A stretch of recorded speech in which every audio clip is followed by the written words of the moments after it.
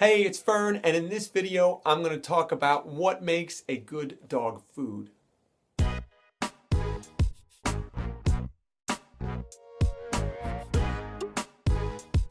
Okay, today's question comes from Patty, and she asks, what do you look for in a commercial dog food? What makes a good dog food?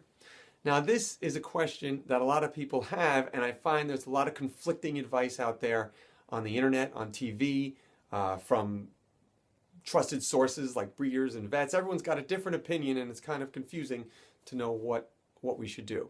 So what I'm going to do is give you my opinion. And I used to be a nutritionist for people, actually. Before I started working with dogs, one of the things I used to do was be a personal trainer and sports nutritionist for people. So, and one thing I learned doing that job is that what works for me may not work for you, and you're different than me. So what I'm going to give you my take on it, and I recommend you do your own research, your own experimentation to figure out what works best for both you and your dog. Okay, the thing to remember is read labels. Really look at what's in these foods. Don't take it for granted just because it has a pretty picture on the package, or it says healthy in or natural in the label. Don't take it for granted. Read the ingredients. Turn over your bag of food and read it. Can you pronounce the ingredients? Do you know what they are? And if you cannot pronounce an ingredient, or you don't know what it is, I'd say you don't need it. You don't want it. Look for ingredients that you use and that are healthy choices, and those are pretty obvious. If you see something that sounds like a big chemical, it's probably a preservative. Guess what? It's not really good for your dog. So what you're looking for is that ingredient list should be as small as possible. The more ingredients in there, probably the more crap that they've thrown in there. And most commercial, anything you could buy probably in a supermarket is probably junk food. It will sustain life, but not without some long-term health effects possibly. So, you're going to have to go to maybe a little bit more of a pet store. And I like these little specialty pet stores.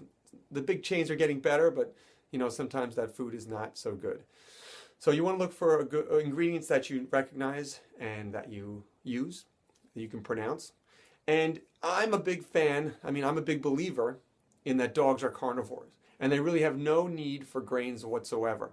A lot of dry commercial food is mostly grains because it is cheap and they need something to make it crunchy, hard. They need a binder, and grains are easily accessible and very inexpensive. So I'm a big fan, if you're going to do dry food, to do a grain-free, which means they use potato or tapioca as the binder.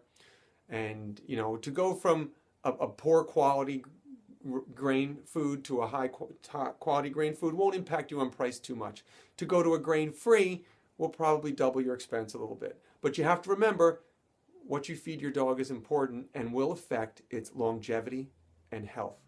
So you may spend a little more money on food, but I guarantee you spend a little less money at the vet. All right, so go out there, experiment, do your own research. One last thing, if you are feeding dry food and you're making a switch, don't do it cold turkey. Do it over a 3 to 4 week period. All right, because even though you're feeding a higher quality of food, your dog may have some stomach upset. And when you do switch a new food, give it 2 months before you decide, okay, this is not agreeing with him, or it's not working out. And then experiment. And the thing about having those labels that are kind of small, not a lot of ingredients, is if your dog does have an allergy or reaction, it's easier to try to just change protein sources, or just remove some ingredients, where if it's a huge ingredient list, how do you figure that out? Okay, I hope that helps. Go and do some experimentation, but try to remember, it's fuel for your dog. It will keep them healthier. Feeding them better food now may extend their life. And what's better than that? All right, if you liked this tip and you would like some more, I would love to give it to you. So why not sign up for my bi-monthly newsletter? I don't know why I can never say that. Bi-monthly newsletter. That means it comes every 2 weeks, and I'm going to give you some really cool information about dog behavior and training. I'm also going to throw in my free guide, 10 quick tips for a happier and healthier dog. You can sign up somewhere above or below this video. That's it. Take care. I will see you soon.